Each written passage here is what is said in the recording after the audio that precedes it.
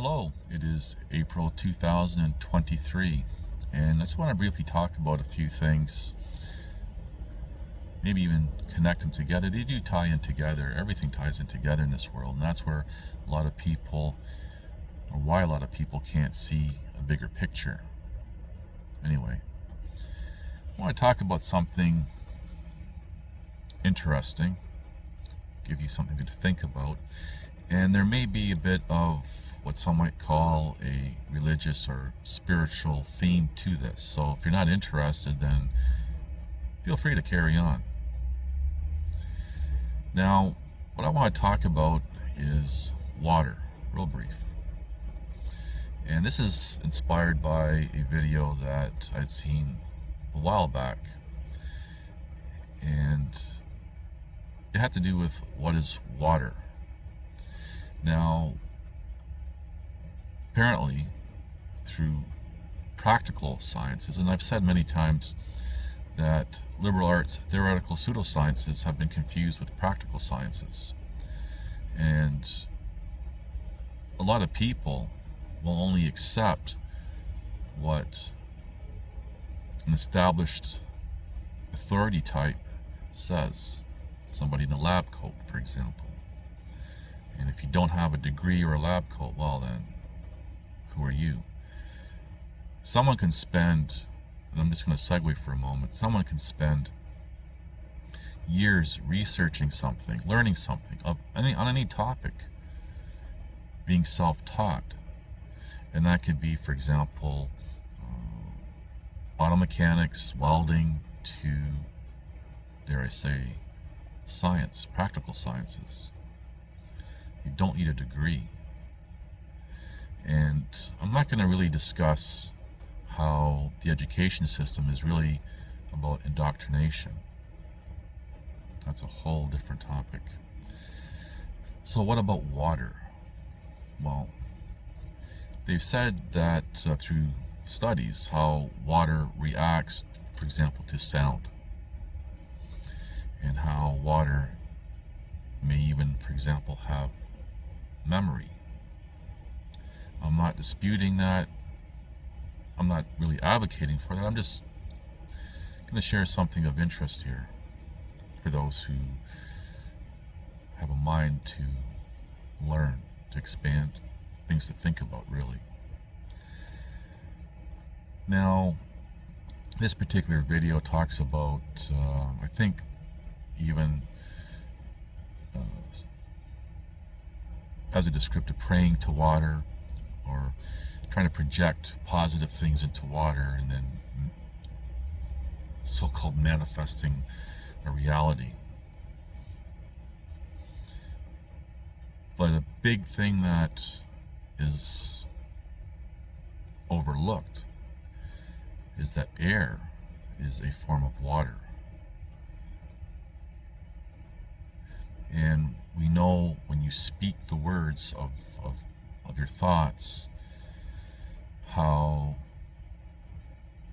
it can impact the only reality that we all share.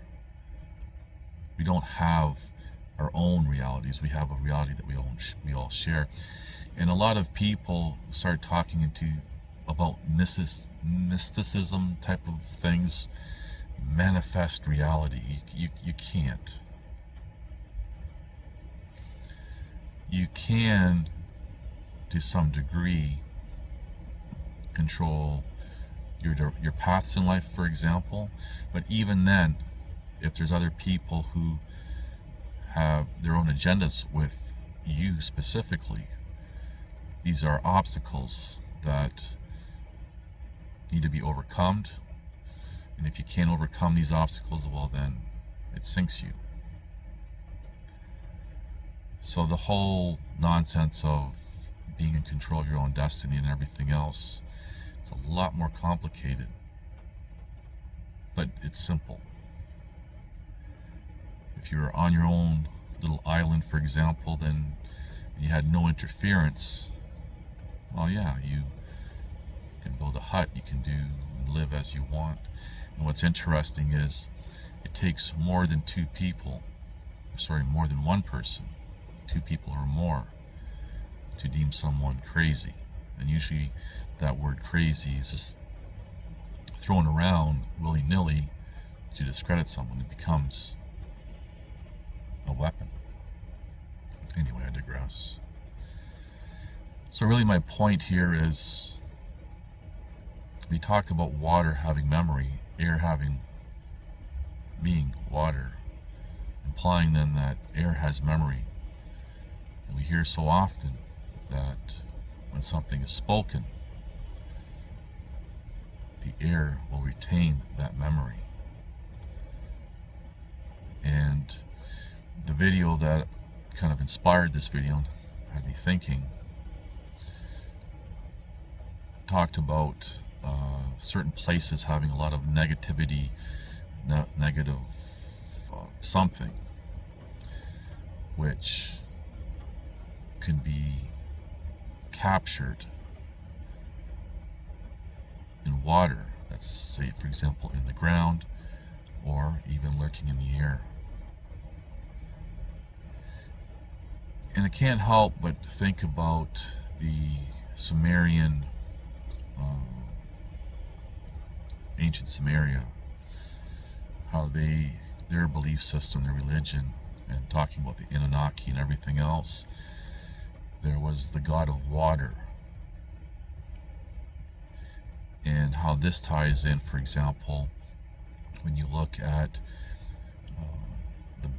the base of, for example, Christianity, and specifically going to be addressing Genesis 1, where the waters were separated, the waters above from the waters below and everything else. And how even within this little bubble between the two waters, there's water, air. And this is not a discussion about why, for example, the Most High would create specifically this, but just saying that, what's the connection there? I'm not going to impose a thought to this. I'm posing this as a question to make you think. And there's so much nonsense that people buy into. For example, I'm just going to segue for a moment. People think that the domestic house cat came from the bigger cats, not even being oblivious to the obvious, how the house cat, out of all the feline species, have slit eyes. Their eyes are completely different. They are their own species, not bred from bigger cats to the house cat. And according to ancient Sumerian beliefs or knowledge, I'm not saying either way, I'm just going to say that the domestic house cat was given to the human species of creation.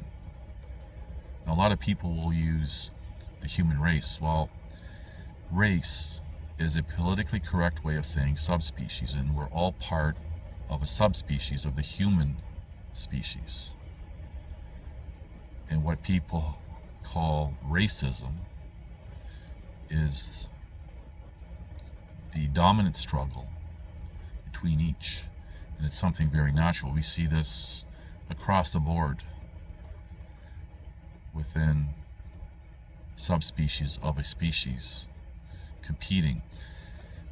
And a further segue, where how people will say, well, but look at little kids. They all get along. Sure they do. But through extensive research, they found that getting along changes at puberty. And what is puberty about? It's about procreation. And then the adaptation, for example, of being competitive and everything else. But anyway, that's a whole different topic. But people buy into the nonsense that the domestic house cat came from the bigger cats, completely different subspecies. If you look at the relationship, for example, people have had with our domestic animals, for example, cats and dogs, for a very long time, say thousands of years, there's been that mutual respect. Cats, the house cat takes care of rodent problems, protecting people. Dogs take care of the bigger problems, such as other wild animals and even people. There's been this bond, this relationship, this mutual respect. And that's why when people harm or even eat dogs and cats, instinctively we know it's wrong because of that. As a descriptive agreement, the relationship. It's like eating or harming your own. And unfortunately, there's other animals that have been domesticated specifically for food. It's just, that's reality. And then we can go off on this tangent about this so-called veganism and everything else. And I've actually talked about this in videos before. But anyway, really going off on a tangent. But water, air is water. And how often, whether you're religious, spiritual, or not, as a child you're always told, or at least in older generations, because these new generations that are coming up, completely disconnected. But anyway, be careful what you say, because that reverberates into reality. Air being water, water having memory. Makes sense, doesn't it? Just wanted to give you a few things to think about. Anyway, thank you for watching. Please like, subscribe, comment, and share.